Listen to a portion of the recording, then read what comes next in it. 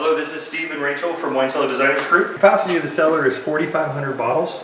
One thing that's very unique about this cellar, or what the owner owns, he owns about 95% Burgundy bottles. And why is that important?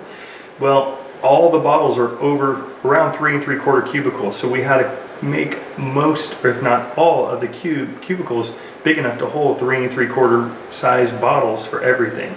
He didn't want very much light, didn't want very much pizzazz. In the end, you'll see behind me, there's a lot of pizzazz and it looks very amazing.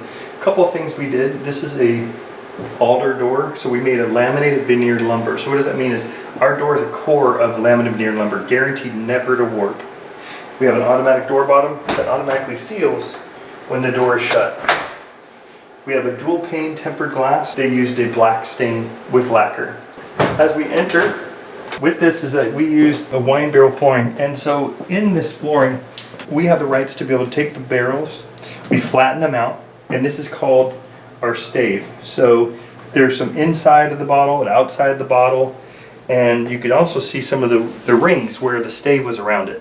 Also inside here, the racks. All the racks are alder wine racks with our what's called our early American stain. With that, we have different sections. So this is our champagne and magnum areas. We have specific cubbies that he wanted to be a specific height and depth and width. And all this is a double depth.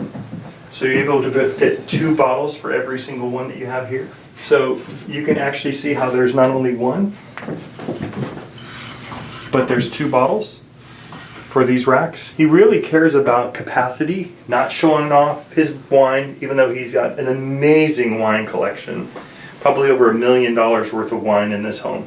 No kidding. He has some of the most vintage wines and rare wines that you cannot find anywhere else. Here he has beers, he has half bottles of wine. So in this section he could put bottles of beer, very old, unique, German, Italian, but also half bottles of Riesling. But what really makes this cellar, as you can see, the cooling unit's on right now. But what we did is a very special cooling unit, one of the best cooling units you can have. We did a ducted cooling unit. The ducted cooling unit is, as you can see up here, you won't see it, you don't hear it. All you do is get the air. So what we do is we duct it in from the outside. So it's on the other side of the wall in the garage, and we just duct it right in to have a lot more BTUs, but also to be able to have, one, aesthetically, you don't see anything. You just see a grill, you don't hear anything.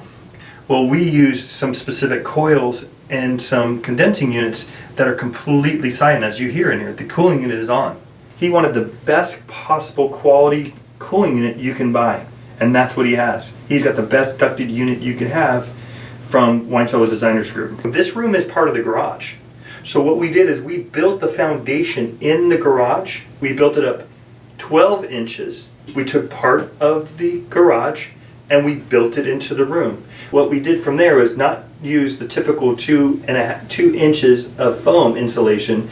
We used 5 inches of foam in this room.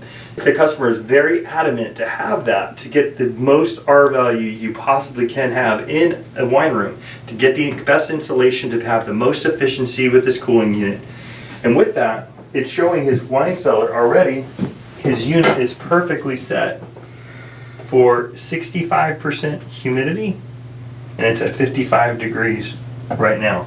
That's important. He wanted to have the most highest humidity that you can have in a wine room.